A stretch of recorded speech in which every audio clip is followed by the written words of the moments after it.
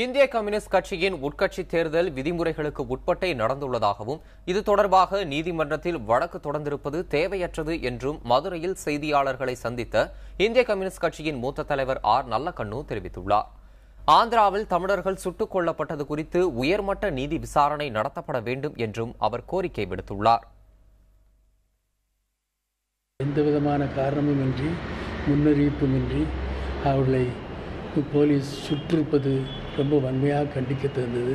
அதற்குரிய நடவடிக்கை எடுக்க வேண்டும், விசாரணை நடத்த வேண்டும். உரியவர்களை விட்டுவிட்டு ஏதோ தொழில் வேலைக்காக செல்லக்கூடியவர்களை சுட்டுக் கொண்டிருப்பது காவல்துறையிலே அதீதமான நடவடிக்கை.